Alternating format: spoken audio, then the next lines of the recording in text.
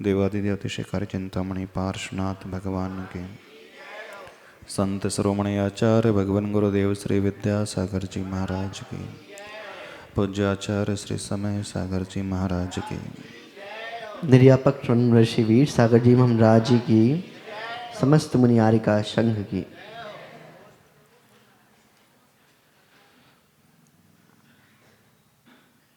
जो भगवान को, अरिहंत परमेष्टि को द्रव्य गुण और पर्याय से जान लेता है, वो अपनी आत्मा को भी जान लेता है। उसी का मोह क्षय को प्राप्त होता है। जो जान दी अरिहंतम दवत्त गुणत्त पज्जत सहितम, सो जान दी अपानम मोहो जाधो तस् खय मिलेदी। बड़ी विशेष बात यहाँ पर आचार्य भगवान कह रहे हैं। गाथा में तो लिखा है अरिहंत परमेष्टि को द्रव्य और गुण पर्याय से जानना। हम सभी लोग जानते तो हैं, नहीं जानते अरिहंत भगवान को? आप लोग भी जानते हैं ना? कैसे जानते हैं? द्रव्य से जानते हैं, गुण से जानते हैं कि पर्याय से जानते हैं?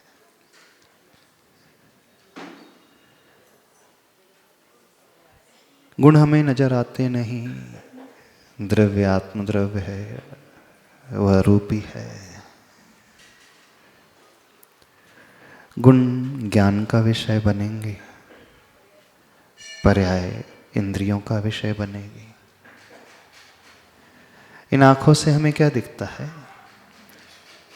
जब आप मंदिर आते हैं, आंखों से आपको क्या दिखता है? आत्मा दिखती भगवान की? किसी को भी आत्मा नजर नहीं आती। इवन स्वयं तीर्थंकर भगवान को भी आत्मा नजर नहीं आती है,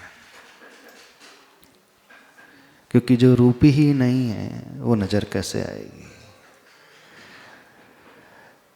तो इंद्रियों से जो भी नजर आता है वो पुद्गल होता है, स्पर्श रस गंध वर्ण वाला होता है। तो द्रव्य तो हमारी आंखों का विषय, इंद्रियों का विषय बनता नहीं। प्रभु के गुण नजर आते हैं? बताइए। जब आप मंदिर में आते हैं तो प्रभु के गुण दिखते हैं हमें?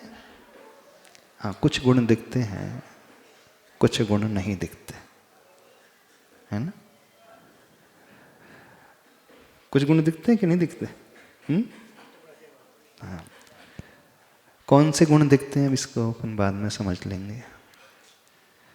बस स्पष्ट रूप से जो हमें नजर आता है, प्रभु का शरीर नजर आता है, प्रभु के शरीर के अंगोपांग नजर आते हैं। उसके अलावा और कुछ नजर नहीं आता। और ये हर एक को नजर आते हैं। अब लिखा है कि जो उनकी पर्याय को जान लेता है वो अपनी आत्मा को जान लेता है। तो आपने प्रभु के शरीर को तो देखा ही, सबने देखा है ना? क्या है प्रभु के शरीर में? हाथ है, दो पैर हैं, चेहरा है, आंखें हैं, नाक है, कान है, मुख है, ग्रीवा है, हृदय स्थल है, वक्षस्थल है, उंगलियां हैं, अंग है, उपांग है, 8 अंग है और उपांग है। तो इतना तो हर कोई जान लेता है। तो इतने जानने मात्र से क्या हम अपनी आत्मा को जान लेंगे? आप लोगों को अपनी आत्मा का ज्ञान तो हो ही गया होगा, नहीं हुआ? सबको पता है ना आपकी आत्मा के बारे में, कि नहीं पता? क्या रहस्य छिपा इस गाथा में, पर्याय को जानना तो किस रूप से जानना, और जो पर्याय को जान लेता है कैसे उसके कर्मों का क्षय हो जाता है, मोह का क्षय हो जाता है, कैसे वो अपनी आत्मा तक पहुंच जाता है। इस विषय को थोड़ा सा समझने की आवश्यकता है। क्या जैसा हम प्रतिदिन प्रभु की पर्याय को देखते हैं, उनकी प्रतिमा को देखते हैं इन आंखों से, उस रूप देखने मात्र से हमें अपनी आत्मा का ज्ञान हो सकता है, हो जाता है। तो किमात्मक देखना, किमात्मक जानना होता है।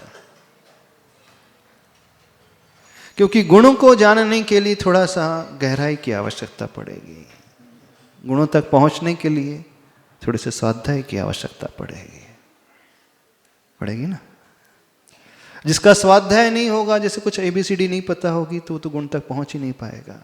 एक लेमैन होता है, एक अनाड़ी व्यक्ति होता है जो प्रभु के दर्शन करने आ जाता है, उसे प्रभु का सिर्फ रूप दिखता है, शरीर दिखता है, पर्याय दिखती है। और शास्त्रों में लिखा है, धवला ग्रंथ में लिखा है, जिन बिंब दंसेन निदत्ति निकाचित कम्मस्य खयम विलंबादो। जिनेन्द्र भगवान के बिंब के दर्शन से निदत्ति और निकाचित कर्म का क्षय भी हो जाता है। आचार्य वीर सिंह स्वामी जी लिख रहे हैं, प्रतिमा के दर्शन से निदत्ति निकाचित कर्म वह कहलाते हैं जो हर हाल में भुगतना ही होता है। निकाचित कर्म, ना जिसका संक्रमण हो सकता है, बदल नहीं सकता वो कभी, ना उसका उत्कर्षण हो सकता है, ना उसकी स्थिति नहीं बढ़ सकती, ना उसका अपकर्षण हो सकता है, ना उसकी स्थिति घट सकती है। जिसमें ना संक्रमण, अपकर्षण, उत्कर्षण नहीं हो सकता, वो निकाचित कर्म, अर्थात जैसा हमने बांधा है, जिस रूप से बांधा है, जितने अनुभाग को लेकर के बांधा है, उसी रूप से उसे भुगतना पड़ता है। किसी भी परिस्थिति में वो क्षय को प्राप्त नहीं होता। और यहां आचार्य भगवान कह रहे हैं, जिन बिंब के दर्शन से निकाचित कर्म भी क्षय को प्राप्त हो जाते हैं, और निदत्ति कर्म वो कहलाते हैं, हाँ, जो संक्रमित तो नहीं हो पाते हैं, बदल तो नहीं सकते हैं, लेकिन उसकी स्थिति और अनुभाग में परिवर्तन थोड़ा हो सकता है। उसकी स्थिति घट सकती है अथवा बढ़ सकती है, उसका अनुभाग, उसकी शक्ति घट सकती है, बढ़ सकती है। विशेष बात, सिद्धांत ये कहता है निकाचित कर्म में कोई परिवर्तन नहीं, लेकिन यहां कुछ एक्सेप्शन की भी बात हो रही है, अपवाद की बात। एक्सेप्शन, अपवाद वो कहलाता है जो विशेष परिस्थिति में घटने वाली घटनाएं होती है। प्राइम मिनिस्टर अपने प्रोटोकॉल के अनुसार चलते हैं, लेकिन कुछ विशेष परिस्थितियों में अपवाद में प्रोटोकॉल को तोड़ भी देते हैं। तीर्थंकर भगवान की दिव्य ध्वनि 4 ही बार खिरती, संधि काल में खिरती है, अपवाद स्वरूप। चक्रवर्ती के आने पर भी एक्स्ट्रा खिर जाती है, एक्सेप्शन होता है। साधु किसी का पक्षपात नहीं करते हैं, पर अपवाद के केस में पक्षपात भी कर सकते हैं। जब कोई गुणी व्यक्ति होता है, शुभ होता है, तो उसका पक्ष ले लेते हैं। साधु की परिभाषा होती, गुरु की परिभाषा होती, जो हमेशा निष्पक्ष रहते हैं, साम्य भाव रखते हैं, भेदभाव से ऊपर उठे हुए रहते हैं। जिनकी शुक्ल लेशा होती है, हमेशा समानता का भाव रखते हैं, कोई पक्षपात नहीं, कोई भेदभाव नहीं, हर स्थिति में साम्य भाव। लेकिन ऐसे गुरु भी कभी कभी पक्ष ले लेते हैं, भेदभाव कर जाते हैं। करते कि नहीं? आचार्य श्री करते थे भेदभाव? नहीं करते थे, बिल्कुल करते थे। हम बोल रहे करते थे। अपने विशेष भक्ति के यहाँ पहले आहार करने चले जाते थे। हाँ बिल्कुल, जो विशेष भक्त होता था उसका पहले जाते थे। आचार्य श्री तो छोड़ दे, तीर्थंकर भगवान भी भेदभाव करते थे। महावीर भगवान ने भेदभाव कर लिया, सबको छोड़ करके चंदना के पास पहुंच गए। पहुंचे कि नहीं चंदना के पास? तो विशेष थे कि नहीं भक्त? जहां सामान्य रहना था तो किसी के यहाँ भी खड़े हो जाते। अच्छा, मुनि महाराज जब आहार के लिए निकलते तो भेदभाव करते कि नहीं? चलो आप लोगों से पूछ लेते। हाँ, करते हैं कि नहीं भेदभाव? चेहरा देख देख करके जाते हैं कि नहीं महाराज जी? जाते हैं कि नहीं? अरे हम कह रहे हम चेहरा देख करके जाते हैं, उसमें कौन सी बड़ी बात हुई? आचार्य भी चेहरा देख देख करके जाते थे, ऐसे नहीं खड़े हो जाते थे। आचार्य आंख बंद करके कहीं भी नहीं खड़े हो जाते थे। जैसे आप लोग खेलते ना, क्या कौन सा गेम खेलते? आड़म, ओके, ABCD, वो केवली पासा अथवा 1 2 3 4, जहां आंख बंद करके गिनती खत्म हो जाए वो नंबर लगा देते थे। तो आचार्य जब आहार करने जाते थे तो आंख बंद करके जाते थे? नहीं जाते थे, देख देख करके जाते थे, चीन चीन करके जाते थे। और विशेष भक्त क्या जाते थे? सामान्य के तो जाते ही नहीं थे। गुरु जी की विशेषता थी। और छोटों मोटे यहाँ कभी नहीं जाते थे, वो बड़ों के यहाँ जाते थे हमेशा। और गरीबियों के यहाँ तो कभी जाते ही नहीं थे, अमीरों के यहाँ पहले जाते थे। जाते थे ना?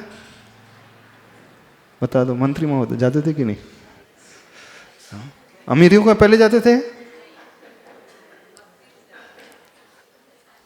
गुरु जी छोड़ दो, तीर्थंकर भगवान भी कभी भी झोपड़ी में आहार करने गए नहीं वो। हाँ? जब भी उनके पहली पारणा किसी झोपड़ी में नहीं हुई, किसी गरीब के यहाँ नहीं हुई, राजा के यहाँ ही हुई।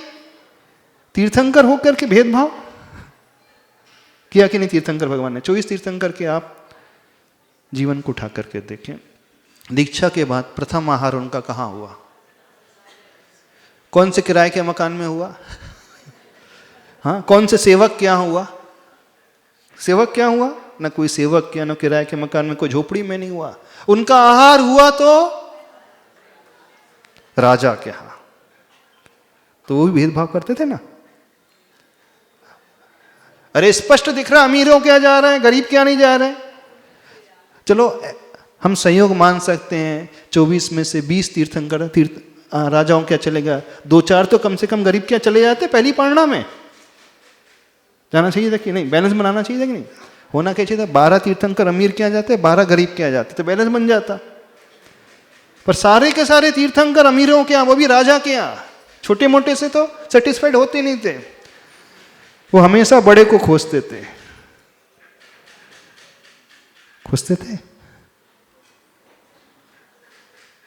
आप लोगों की धारणा यही है कि नहीं? अरे दबे मुंह तो यही बोलते हो, पीठ पीछे तो यही बोलते हो। दूसरों को तो छोड़ दो, हम ही को आके बोल देते हैं महाराज जी भी देख देख करके जा रहे हैं आहार करने आजकल। हमारे यहाँ 15 दिन हो गए, उनके यहाँ तो गए नहीं, 3 दिन हुए तो उनके यहाँ पहले चले गए।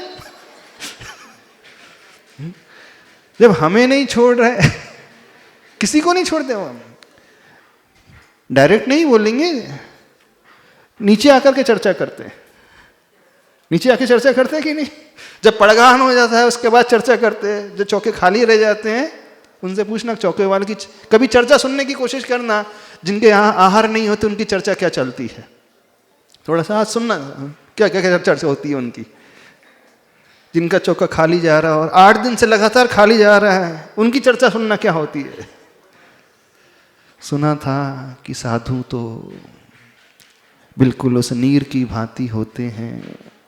साधु हमेशा पक्षपात से ऊपर उठे हुए होते हैं।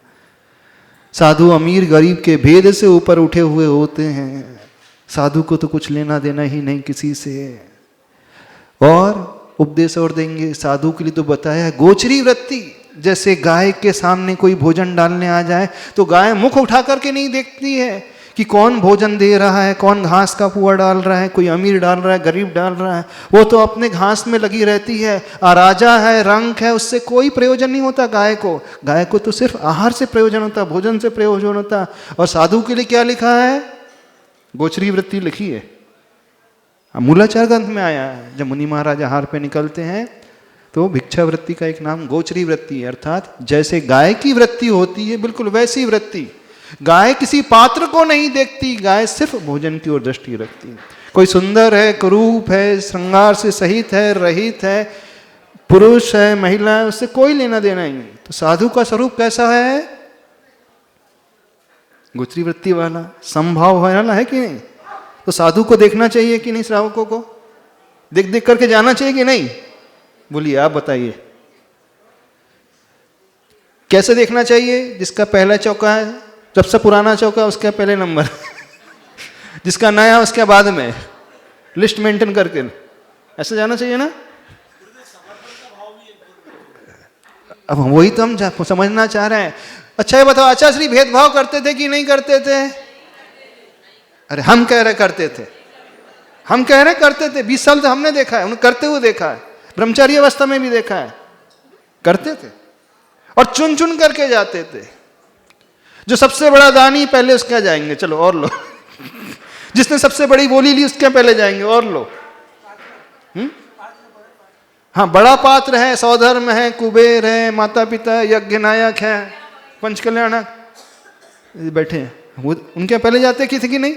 सामान्य इंद्राणी के बाद में करना चाहिए कि नहीं ऐसा पक्षपात? नहीं करना चाहिए ना। पंडित जी बोल रहे बिल्कुल नहीं करना चाहिए। सुनो, भगवान भी जब पक्षपात कर जाते हैं, तीर्थंकर भगवान भी, चक्रवर्ती को देखा तो अलग से उपदेश देने बैठ गए, दिव्य ध्वनि। उनकी बात कर रहे हैं जिनका मोहनी कर्म क्षय हो गया है, जिनकी सत्ता में मोह नहीं है, मोह से जो रहित हो चुके हैं। अब उनकी वृत्ति भी कैसी है? चक्रवर्ती आया तो उपदेश देने बैठ गए, और गरीब कोई बैठा है, घंटों से बैठा है, हाथ जोड़ करके बैठा है, तो उसकी ओर देख भी नहीं रहे। ये पक्षपात नहीं कहलाता है, ये उस व्यक्ति का मोह का त्याग कहलाता है, समर्पण कहलाता है। बड़े के यहां नहीं जा रहे हैं, उसकी भक्ति को देख करके जा रहे हैं। उस पात्र के यहां नहीं जा रहे हैं, उसने मोह का त्याग किया है, अपने द्रव्य का त्याग किया है। उस द्रव्य के त्याग से जो विशेष पुण्य अर्जन किया है, उस पुण्य के प्रभाव से गुरु के चरण वहीं रुक जाते हैं, ना कि वो भेदभाव करते हुए देख करके जाते हैं। तो सागम में कहा है, गुरु के लिए, साधु के लिए कहा है, गुणियों को देख करके पक्षपात कर जाना। यदि गुणी मिल जाए तो पहले उसका ध्यान रख लेना। कोई त्यागी व्रति मिल जाए, कोई इसने मोह का त्याग किया है, पहले उसका ध्यान रख लेना। ये पक्षपात नहीं है, ये प्रोत्साहन देना है। और जिसने त्यागा है उसकी भक्ति तो देखें, उसका समर्पण तो देखें, उससे उसकी निर्लिप्तता तो देखें। तो जब उसकी निर्लिप्तता देखते हैं, समर्पण देखते हैं, तो अपने आप रुक जाते हैं, तो कुछ अपवाद हो जाते हैं। तो हम बात कर रहे थे अपवाद की, एक्सेप्शन की। निकाचित कर्म, निदत्ति कर्म जो है, बिना भोगे कभी कटते नहीं, क्षय को प्राप्त होते नहीं। लेकिन आचार्य प्रवर वहां एक्सेप्शन दे रहे हैं, और एक्सेप्शन बड़ा गजब का एक्सेप्शन, और जो कहीं नहीं लिखा वो एक एक्सेप्शन। कौन सा एक्सेप्शन दे दिया उन्होंने? बोले यदि आप जिनबिंब के दर्शन करोगे, प्रभु के दर्शन करोगे, तो आपके निदत्ति और निकाचित कर्म भी क्षय को प्राप्त हो जाते हैं। तो आप लोग तो कितने सालों से दर्शन कर रहे हैं, तो बहुत सारे निकाचित कर्म तो वैसे क्षय को प्राप्त हो ही गए होंगे सबके। रोज कर रहा है व्यक्ति दर्शन, कर रहा है ना, तो बहुत सारे कर्म क्षय को प्राप्त हो गए होंगे। नहीं, ये तो आचार्य भगवान कुछ अतिशयोक्ति पूर्वक वर्णन कर रहे हैं, जो नहीं था वैसा लिख रहे हैं, अथवा उस दर्शन में कुछ विशेषता तो रहती होगी जिससे निकाचित कर्म भी क्षय को प्राप्त हो जाते होंगे। क्या विशेषता रहती होगी उसमें, कभी सोचा है? वो दर्शन कैसा रहता होगा? उस दर्शन में विशुद्धि कैसी बढ़ती होगी? क्या भाव भीतर पैदा होते होंगे? ऐसे कर्म, कठोर से कठोर कर्म जो है, जो झड़ जा रहे हैं, क्या रहता होगा? क्या वो आंखों से दर्शन होते हैं कि हृदय से दर्शन होते हैं? कैसे दर्शन हो? क्या घटित होता अंदर? कौन सी परिणति घटित होती होगी? हम रोज दर्शन कर रहे हैं, लेकिन वो नहीं घटती। सोचो आप लोग, कब आपको लगा कि जिस दिन हमने दर्शन किए प्रभु के, एक अलग ही विशुद्धि पैदा हो गई? जब इस रूप से, वो इस पर्याय को इस रूप से देखता है, तो समझना उसका मोह क्षय को प्राप्त हो जाता है। मोह क्षय को प्राप्त हो गया, दर्शन मोहनी भी क्षय को प्राप्त हो जाता है। जिनबिंब दर्शन से सम्यक दर्शन हो जाता है। सम्यक दर्शन हो गया अर्थात दर्शन मोहनी कर्म गया। सम्यक दर्शन हो गया अर्थात मिथ्या चला गया, उसकी विपरीत धारणा बदल गई, उसके भीतर जो है समीचीन धारणा पैदा हो गई। जो आज तक धारणा पाल करके चला था सब छूट गई, टूट गई, कुछ नहीं बचा। अब कुछ अलग ही भाव पैदा होने लगा। जो आज तक नहीं जाना था वो आज जान गया, जो आज तक नहीं देखा था उसने आज देख लिया। तो किमात्मक होता है वो, सोच सकते हो। आचार्य पूज्य पाद स्वामी जी लिखते हैं, रूपम तेन रूपाधि सुंदरमिदं पश्यन् सहस्रेक्षणः प्रेक्षा कौतुककारिकोत्र भगवन्नोपैतवस्थान्तरम् वाणीं गदगदयन् वपुः पुलकयन् नेत्रद्वयं श्रावयन्। विशेषता यहाँ पे दिख रही है, 3 विशेषता यहाँ बताए रहे हैं। जब भगवान के दर्शन, कैसे दर्शन?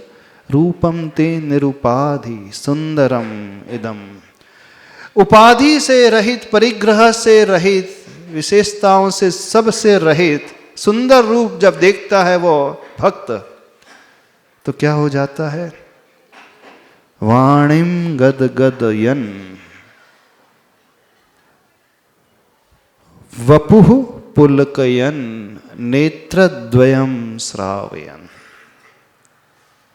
वाणी में गदगदपना, आह्लादपना, पूरा वपु यानी शरीर रोमांचित हो जाए, पुलकित हो उठे, और नेत्रद्वयम दोनों आंखों से अश्रु की धारा फूटने लगे।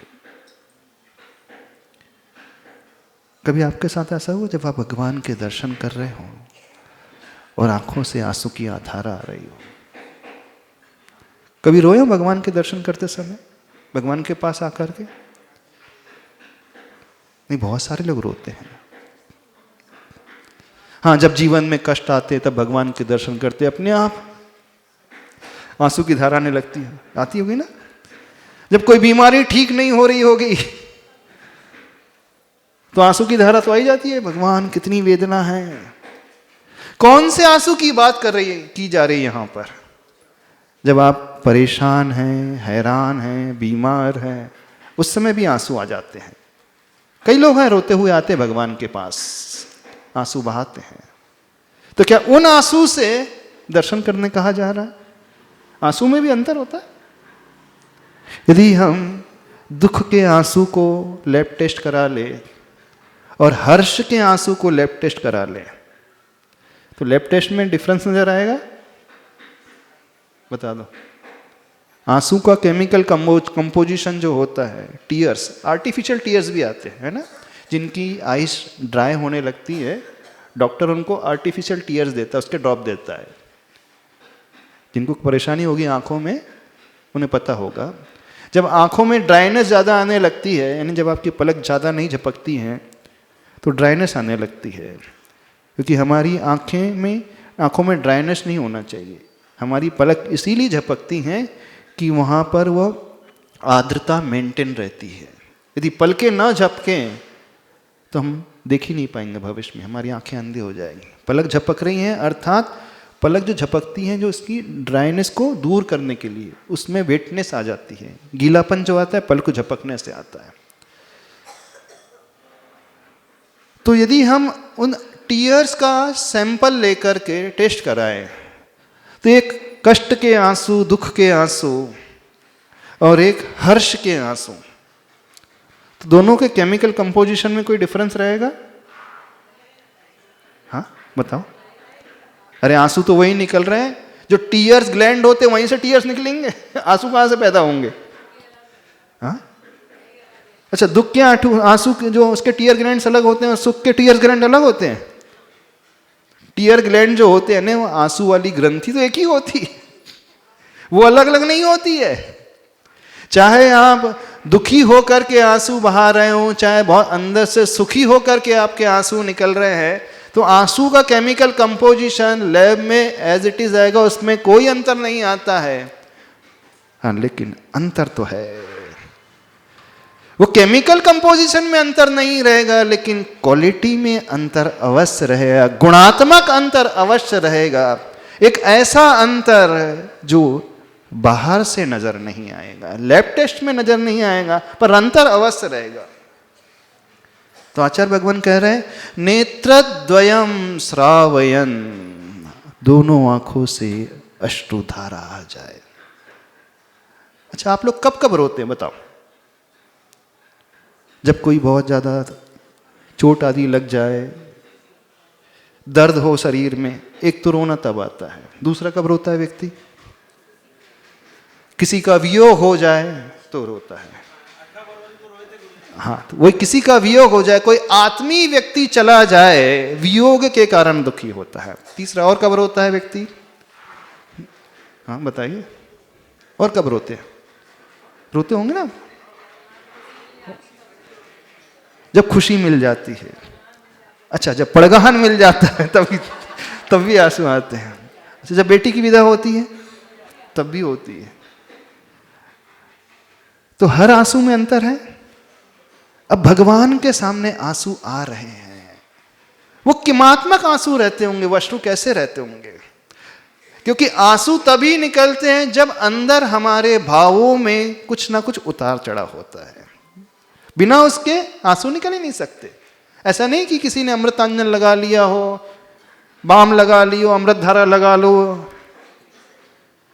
नहीं तो आप पहुंच जाओ। बोले महाराज आचार्य भगवान ने लिखा है, आंसू बहाते हुए भगवान के दर्शन करना है तो अमृत धारा के हाथ लगा लो, थोड़े से आंसू निकलने लगे। वाले आंसू की बात नहीं कर रहे हैं। वो आंसू निकलते क्यों हैं? यानी जब इमोशंस इस प्रकार के व्यक्ति के होने लगते हैं, वो बहुत ज्यादा इमोशनली अटैच्ड हो जाता है ना? वो आंसू अलग ही प्रकार के हैं। सपोज आपका बेटा पढ़ने गया हो, अमेरिका गया हो, 5 साल बाद लौट करके आ रहा, जिसका इंतजार आप बहुत समय से कर रहे थे, जिसकी भावना बहुत समय से भा रहे थे, जिसके प्रति आत्मीयता बहुत अधिक होती है, और वो इतने समय बाद वो मिलता है, तो व्यक्ति अपने आप उसकी आंखों से आंसू। और जब आंसू आते हैं तो उस समय व्यक्ति के शब्द नहीं निकलते हैं, सारे एक्सप्रेशन उसके सिर्फ भावों से होते, शरीर से होते, आंखों से होते। जब कोई बहुत आत्मीय होता है, वो मिलता है, जिसका वो वर्षों से इंतजार कर रहा था, ऑल ऑफ सडन आ जाए, बेटा लौट करके आ जाए, तो माँ की कंट्रोल नहीं रहता है। अथवा जब वो विदा से लौट करके पहली बार बेटी आती है तो कंट्रोल नहीं होता, अपने आप ही आंसू निकलते। नहीं, ऐसे आंसू की बात की जा रही है जहां गहरी आत्मीयता होती है, गहरी लगन जिसके प्रति होती, गहरा जुड़ाव होता है, और जिसका वो इंतजार बहुत समय से कर रहा था, जिसका समागम नहीं मिल पा रहा था, तो सोच रहा था कब मिलेगा, वो कब मिलेगा, और जैसे ही मिलता है तब शब्द नहीं फूटते, कंठ अवरुद्ध हो जाता है, और जो अंदर भाव है वो अंदर भाव अपने आप दूसरे माध्यम से निकलते हैं। ऐसी होता है ना? तो कहने का अभिप्राय है, क्या कभी आप भगवान के पास ऐसे भावों से गए कि उन्हें देख करके आपकी आंखों से आंसू अपने आप ही निकलने लगे? प्रभु कब से आपको चाह रहा था, आप मिल नहीं पाए। वो अंदर की विशुद्धि, जब वो आंसू निकलते तो उसके रोम रोम खड़े हो जाते हैं।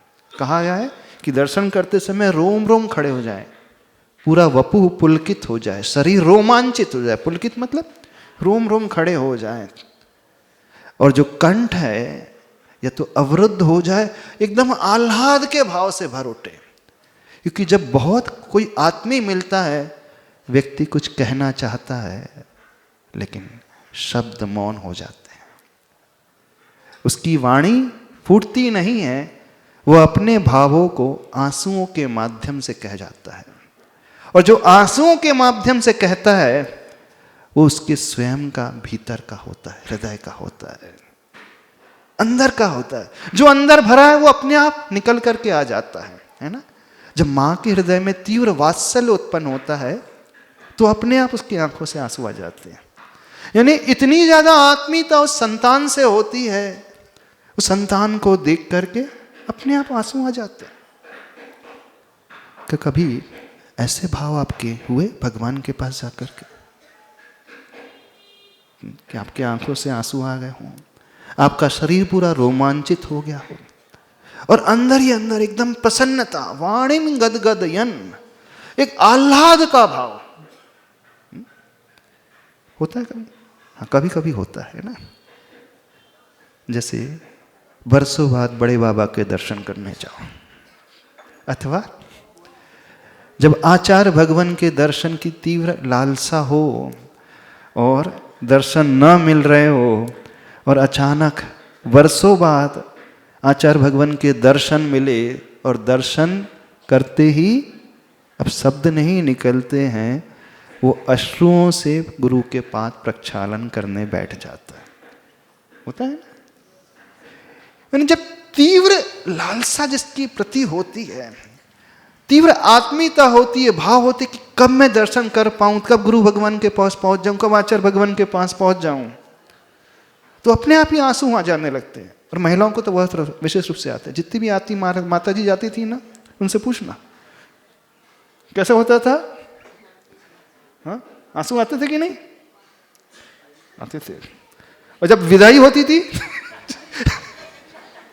हाँ, जब आगवानी होती थी, 10 साल से दर्शन नहीं मिले थे गुरुजी के और आगवानी हो, गुरुजी के संकेत मिल गए कि हाँ आप दर्शन करने आ सकते हो, तो जैसे ही संकेत मिलता है वहीं से वो भाव पैदा होने लगता है कि अब दर्शन मिलेंगे मिलेंगे मिलेंगे मिलेंगे मिलेंगे।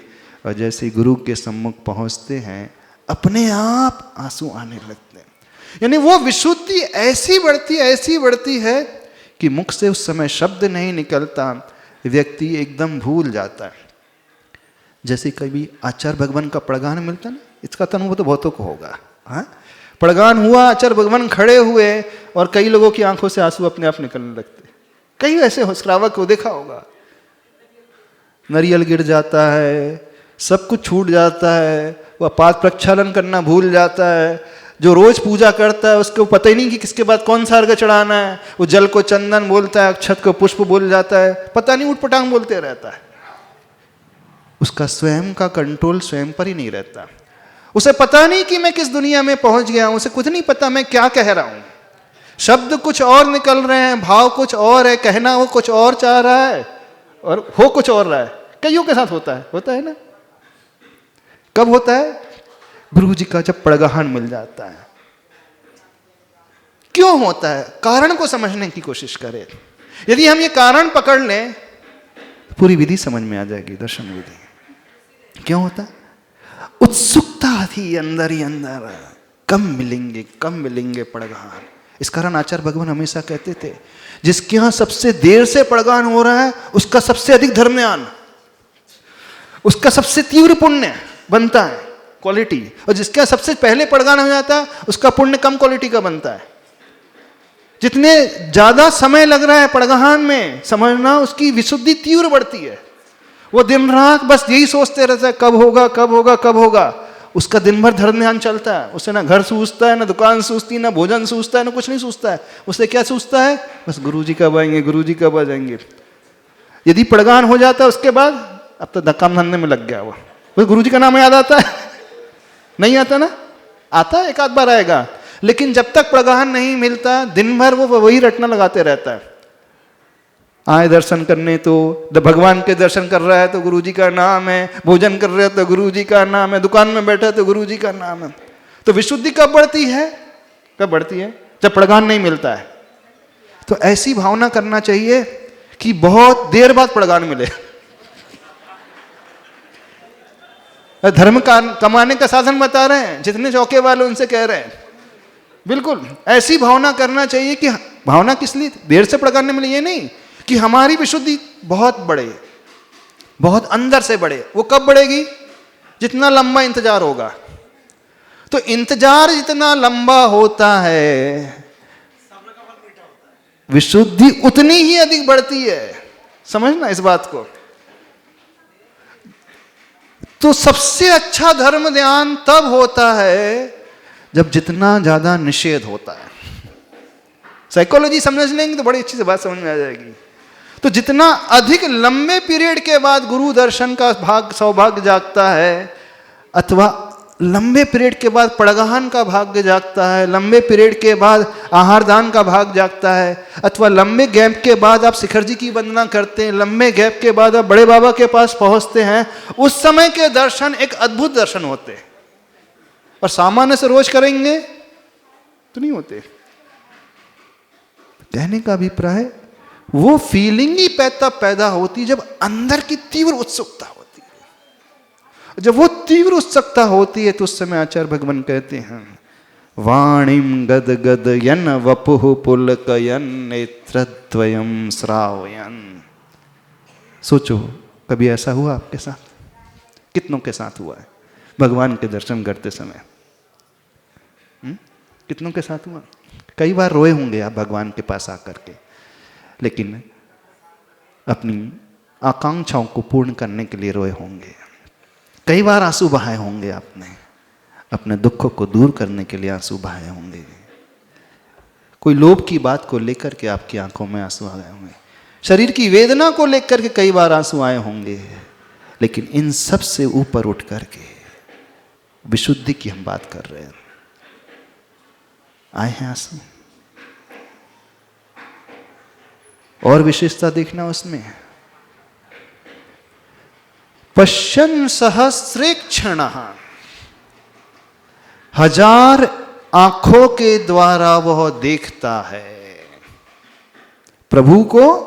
1000 नेत्र बनाकर के वो निहारता है। कौन? सौधर्म इंद्र जब भगवान के दर्शन करता है, सौधर्म इंद्र जब भगवान के समो शरण में जाता है, तांडव नृत्य करता है और अपने पूरे शरीर में 1000 नेत्र बना लेता है। अब आपसे पूछना चाहते हैं, चाहे हम 2 आंखों से भगवान को देखें, चाहे 1000 आंखों से भगवान को देखें, क्या अंतर आ जाएगा? 2 आंखों से छोटे दिखेंगे, 1000 आंखों से 500 गुना बड़े दिखेंगे क्या? ऐसा होगा? 2 आंखों से जितने दिख रहे हैं साइज के, उतने ही 1000 सभी दिखने वाले हैं। तो उसमें कोई अंतर तो नहीं आएगा, ना साइज में अंतर आएगा, ना शेप में अंतर आएगा। फिर वो क्यों सौधर्म इंद्र अपने पूरे शरीर में 1000 नेत्रों की रचना कर लेता है? सोचा है क्या आवश्यकता पड़ेगी उसे 1000 नेत्र बनाने की? एक्स्ट्रा कुछ दिखता नहीं। या तो 1000 नेत्र बना करके उसका भगवान का सीटी स्कैन हो जाता होगा, MRI हो जाती होगी, पेट स्कैन हो जाता होगा, इन डेप्थ उनकी डिस्ट्री हो जाती है। ऐसा कुछ है? अंतरंग तो पहुंच जाती है, क्योंकि जितनी ज़्यादा है ना, आपके मोबाइल में कैमरे होते ना, 3 कैमरे 4 कैमरे, तो क्लोज विजन, इन डेप्थ वाला, ब्रॉड वाला विजन, तो उसके लिए अलग कैमरे होते हैं। तो ऐसा है इसमें कि एक आंख से भगवान की हड्डी नजर आती होंगी, कुछ आंखों से भगवान का मांस नजर आता होगा, कुछ आंखों से भगवान की स्किन की लेयर नजर आती होगी, कुछ आंखों से रोम नजर आते होंगे, कुछ आंखों से इंटरनल बॉडी पार्ट्स नजर आते हैं। ऐसा कुछ है? नहीं, कुछ भी नहीं है। आंखें कितनी भी बनाए, जो नजर आना है एक्सटर्नली नजर आना है, इंटरनल तो कुछ नजर ही नहीं आने वाला है। फिर भी क्यों वो बनाता है? हाँ, 2 आंखों से वो तृप्त नहीं हो पाता है, उसकी तृप्ति ही नहीं होती है। तो बोले मेरी तृप्ति ही नहीं हो रही 2 आंखों से, तो मेरे पास क्षमता है, तो क्यों ना मैं अपने पूरे शरीर में ही नेत्रों का निर्माण कर लूं। यानी वो दर्शन करते करते कभी तृप्ति नहीं होता है, रोम रोम से प्रभु के दर्शन करना चाहता है, अंग अंग से प्रभु के दर्शन करना चाहता है, इतना वो डूब जाता है दर्शन में। कभी आप लोगों के साथ हुआ ऐसा? आप लोग तो दर्शन कर रहे हो इधर, फिर इधर देख कौन बैठा है, अच्छा, फिर इधर देख रहे कौन आया, फिर घड़ी में अभी कितने नहीं। कैसे दर्शन होते हैं आपके? भगवान की दर्शन कम, अड़ोसी पड़ोसी के दर्शन कितने? अड़ोसी पड़ोसी के दर्शन ज्यादा होते कि नहीं? कौन क्या पहन करके आया, कौन क्या कर रहा है, कौन क्या चढ़ा रहा है, कौन कौन सी पूजा कर रहा है, कौन कौन से ढंग से पूजा कर रहा है। अब वो सौधर्मेंद्र 1000 नेत्रों से तृप्त नहीं हो पा रहा है और आपको 2 नेत्र ज्यादा लग रहे, तभी तो आप आंखों का उपयोग उधर उधर चलाने में कर रहे हो कि नहीं? क्या वो अतृप्ति की भावना प्रभु दर्शन में पैदा हुई? नहीं, अतृप्ति की भावना। वो अतृप्ति की भावना पैदा हो जाए तो वो अंदर से दर्शन होने वाले हैं। ऐसी भावना यदि हो जाए तो समझना कुछ ऐसी तीव्र विशुद्धि बढ़ती है, तीव्र विशुद्धि, और वह विशुद्धि उस जीव के निधत्ति निकाचित कर्म को भी क्षय करा देती है, नष्ट कर देती है निधत्ति निकाचित कर्म। आप लोगों के पास 1000 आंखें हैं, सबके पास 1000 नेत्र हैं। किसी की बुराई देखना है तो 1000 नेत्र बना लोगे आप, 1000 लोगों से चर्चा कर लोगे, सुना उसके बारे में, सुना उसके बारे में, फोन से, इससे उससे पूछ पाछ करके। निंदा करना हो तो 1000 नेत्र, बुराई करना हो 1000 नेत्र, किसी की कमी देखना है तो 1000 नेत्र, और भगवान के दर्शन करना है 2 नेत्र भी ज्यादा है। मान करके चलना, 2 नेत्र भी अधिक है। और कहा जा रहा है 1000 नेत्र, 1000 नेत्र का अभिप्राय है हमारा प्रत्येक रोम रोम सिर्फ प्रभु को देखे, कोई भी हिस्सा ऐसा बाकी ना रह जाए जब हम प्रभु को ना देख पाए, तब समझना हम दर्शन कर रहे हैं। अभी तो क्या हो रहा है, दर्शन कम प्रदर्शन अधिक हो रहा है ना? ऐसे ही हो रहा है ना? काश ऐसा दर्शन हो जाए कि हमें सिर्फ भगवान ही भगवान नजर आए, फिर आपसे कहना नहीं पड़ेगा कि आंसू बहाओ, आंसू अपने आप ही आने लगते हैं। वो रुकने का नाम नहीं लेते, रोम अपने आप ही खड़े हो जाएंगे, शरीर अपने आप ही पुलकित हो जाएगा, कंठ अपने आप ही अवरुद्ध जैसा हो जाएगा। वो आह्लाद का भाव, एक भावना भाना अपने जीवन में, मैं भी सौधर्मेंद्र की भांति भगवान के दर्शन कर सकूं। भावना भाना चाहते हो? एक भावना भाना अपने जीवन में कि मैं भी उस सौधर्मेंद्र की भांति पात्रता को अर्जित कर पाऊं, मैं भी अपने जीवन में कभी सौधर्मेंद्र बन पाऊं, तो बस कल्याण हो जाएगा। जानते हो सौधर्मेंद्र एक भवावतारी होता है। क्यों होता है एक भवावतारी? वो भगवान की भक्ति में कभी तृप्ति नहीं हो पाता है, भगवान के दर्शन से कभी तृप्त नहीं होता है, इसलिए 1000 नेत्र बनाता है। यानी उसका पूरा मन वचन का है सिर्फ प्रभु प्रभु प्रभु को चाहता है, और ऐसी तीव्र विशुद्धि होती कि अगले भाव में जब मनुष्य बनता है तो उसी भाव से मोक्ष चला जाता है। तो बनना चाहते हो सौधर्मेंद्र? हाँ, चाहते हो सौधर्मेंद्र बनना? कुछ घोषणा कर दें? हाँ हाँ, मानस बनाना कि हम भी सौधर्मेंद्र बनकर के भगवान के दर्शन कर सके, मानस बनाना कि हम भी कुबेर बनकर के भगवान के दर्शन कर सके, मानस बनाना कि हम भी बड़े बड़े इंद्र बनकर के सारे पंचकल्याण कर सके, मानस बनाना कि जीवन में उस प्रकार की भक्ति को हम ला सके, तो बस हो जाएगा, आपका कल्याण हो जाएगा। तो एक विशेष घोषणा करना चाहते हैं। पूज्यवराचार्य प्रवर्षी समय सागर महाराज जी ने आशीर्वाद दिया है कि नागपुर में पंच कल्याणक प्रतिष्ठा महोत्सव, जिसमें सौधर्मेंद्र बनना है, कुबेर इंद्र बनना है, 16-12 इंद्र बनना है, महापात्र बनना है, 23 जनवरी से 29 जनवरी 2025। कहाँ के पंच कल्याणक? परवारपुरा जिला के? अच्छा, परवारपुरा के नहीं है। हाँ, बेसा नगर के पंच कल्याण के लिए आशीर्वाद खजुराहो से नहीं, बिहार से आया है। कहां से आया है? बिहार से। वर्क इन प्रोग्रेस, बिहार में है, रहता है। तो मानस बनाना, जैसे भक्ति सौधर्मेंद्र ने किया वैसी भक्ति हम भी कर सके, जैसे दर्शन सौधर्मेंद्र ने किया वैसे दर्शन हम कर सके, बस वो दर्शन के भाव आ जाएंगे तो आपके भी निदत्ति और निकाचित कर्म जो है क्षय को प्राप्त हो जाएंगे। तो वो विधान पंचकल्याण तो 23 से 29 जनवरी तक होगा, लेकिन उससे पूर्व पूरे परिवार पूर्व के लिए 12 जनवरी से लेकर 17-18 जनवरी तक एक बहुत भव्य विधान होने वाला है। वो कल्पद्रुम महामंडल विधान अथवा अरहत चक्र अथवा सिद्ध चक्र महामंडल विधान, अब कहाँ होगा प्लेस पता चल जाएगा, पर होगा इसी एरिया में। तो मानस बनाना, जब तक हम यहाँ पर हैं अच्छे से भगवान की भक्ति कर सके। और लेकिन जो ये विधान होने वाला है वो 2020 टर्म में होने वाला है। बोले महाराज जी टेस्ट मैच नहीं खेल सकते हम लोग। बोले टेस्ट मैच में 5-5 दिन लगते हैं। बोले हमारे पास 5-5, 8-8 दिन नहीं है। तो एक नई स्कीम लाई गई है, एक दिन का सौधर्मेंद्र, एक दिन का कुबेर और एक दिन का महायज्ञ, एक दिन के चक्रवर्ती। तो हर दिन व्यक्ति वहां सौधर्म, कुबेर, महायज्ञ, नायक और चक्रवर्ती बनेंगे। और सारे इंद्र जो बनेंगे फ्री ऑफ चार्ज, किसी को कुछ दान नहीं देना है। जो आप दोगे पुण्यानुभूति में चला जाएगा। कुछ समझ में आया? हाँ विधान के लिए, पंच खिलानक के लिए नहीं, विधान के लिए। जो भी देंगे आप पात्र बनेंगे, सारा मंदिर निर्माण में पुण्यानुभूति में जाएगा। लेकिन 4 प्रमुख पात्र हैं, उनका चयन अलग से होगा। वो पात्र रहेंगे, एक भवावतारी सौधर्मेंद्र, एक भवावतारी कुबेर और महायज्ञ नायक। हाँ, यदि सिद्ध चक्र विधान होता है तो मैना सुंदरी, और अरह चक्र विधान होता है तो चक्रवर्ती। जो भी होगा कल्पद्रु मुंजक्सा होगा। तो मानस बनाना 12 से 17-18 तक बड़ा समवसरण लग करके विधान होगा। और भी अन्य समवसरण लगेंगे, जैसी भी रूपरेखा होगी आपको बता दी जाएगी। और स्थान कौन सा रहेगा? लगभग अहिंसा भवन, यानी पास में हो जाएगा तो महिलाओं के लिए ज्यादा सुविधाजनक हो जाएगा। ये हाँ। प्रांगण थोड़ा छोटा पड़ेगा। तो गुरुदेव अगर अहिंसा भवन में हो जाता है, स्वीकृति मिल जाती है, हाँ। तो समाज के लोगों के लिए थोड़ा काफी आसान हो बहुत है। तीसरी घोषणा करना चाहते हैं, वहां पे जो दवा खाने का जगह है, वो दवा खाने का शिलान्यास भी अभी पौष महीने के में 14 तारीख के बाद करना है। तो निर्माण कमेटी वहां के सारे पत्थर हटा ले, दवा खाने की शिलान्यास यहीं पे करना है।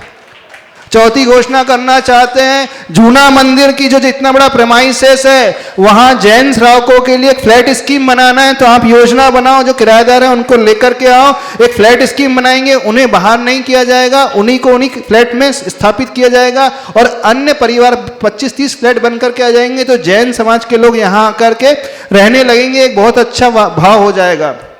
तो मानस बना लेना सभी लोग। और एक बात और, कहाँ आनंद नहीं है? अध्यक्ष महोदय कहाँ है? कल आनंद आए तो उन्होंने एक बहुत अच्छी बात कही थी। बोले महाराज जी मैं जीतो की मीटिंग में गया था परसों, वहाँ बहुत सारे श्रावक थे और मूल रूप से वहाँ पे श्वेतांबर श्रावक थे। तो वहाँ पे वो योजना बना रहे थे कि अपन जैन समाज के बच्चों को आगे लाने के लिए, प्रशासनिक क्षेत्र में आगे लाने के लिए नागपुर में क्या कर सकते हैं। तो बोले IAS की कोचिंग दे सकते हैं, अच्छी इनको इंस्टीट्यूट प्रोवाइड कर सकते हैं, हॉस्टल प्रोवाइड कर सकते हैं। तो 5-6 लोगों ने मिलकर के तुरंत 2-2 करोड़ की घोषणा कर दी और दान दे दिया। और बोला नहीं, इसके लिए अपने को बहुत अच्छे से कार्य करना है। तो उसी को ध्यान में रखते हुए विद्या ग्रेस फाउंडेशन, उसके माध्यम से जो स्कूल की योजना बन रही है, नागपुर में बहुत जल्दी स्कूल खुलने वाली है और उसको विद्या ग्रेस फाउंडेशन मैनेज करेंगी। बस आप लोगों को अपना मानस बनाना है। जैसे वे श्वेतांबर लोग तुरंत आगे आ जाते हैं।